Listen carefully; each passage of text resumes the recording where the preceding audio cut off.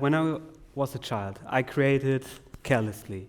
I had no hesitations, no limitations, but after my teenage years and beginning to think about professionalizing my life, I wondered, why is it so hard to create something of meaning that feels authentic and eventually makes a living? But I wondered why my overthinking hindered me so much when creating, and that's why I created the Creative Odyssey podcast. But one topic that is inevitable right now is the upcoming of AI. Whether I talk to software developers, who were some of the first who heard and coined the term or developed it, either it's philosophers, it's designers, creators, principals, anyone knows about the upcoming wave of AI. And one thing is how creatives manage to do that. So the question is artificial intelligence and how to navigate it. So for that, I use the Walt Disney method.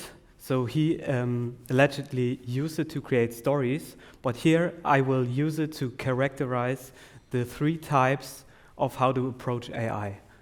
And that is the dreamer, the skeptic, and the realist. So we have the dreamer.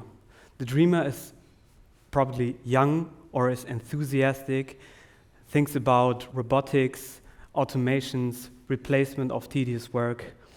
The dreamer wants to build an utopia where none of the hard work will be done by humans, but will be done by machines. But also, the dreamer is a bit less reflective. He uses all what comes, knows the next tools, but is hesitant to check if the results are even plausible and correct. Next, we have the critic. Many of those who aren't fully into the AI tools we are using are skeptic, which is not bad. These are not judgmental, but the skeptic knows there are dangers. There is the need to be cautious. The skeptic wonders about deepfakes going on, text being replaced, the craft of writing, the craft of graphic design being replaced, real jobs with real heart and blood and tears going through it and hours. So the skeptic says, I don't really want this. And then there's the realist, which I will be more referring to as the casual user. So the realist uses AI like ChatGPT to look for recipes, to do basic math, to create and consume memes, and he's doing it for just entertainment. So the dreamer really sees the possibility everywhere and is absolutely amazed by the discovery of what's going on. We have seen artificial intelligence being used in entertainment, in the sciences, and sees the imagination it can bring. And now these enthusiasts can create things that were not possible to do before. The critic sees the bigger picture and the shadows. So sees there is inevitable, it comes, but it's hard to navigate it. But the skeptic sees there is laws, there is regulations to be enforced. And the realist, as I said, uses it for daily tasks, but does one thing, or doesn't do one thing, is using it to its potential. So which type do you currently identify with? Everybody thinks for themselves.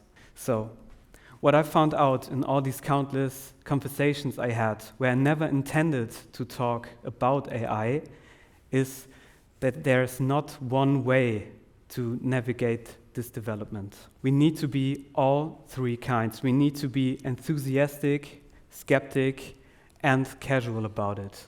We need to stay open, but grounded, and be curious about what's coming next. We need to be excited, but still intentional and aware of the dangers and be cautious. And we need to create, but with being calm and confident in what we are doing as a person. That we can be self-determined and creative while using AI, we need to be in charge of what is coming out. That we are using it as a tool, not to replace us, but to design the machine and don't let the machine design you. And that's why I keep having these conversations about these creative uncertainties. And that's why I keep writing about these creative uncertainties.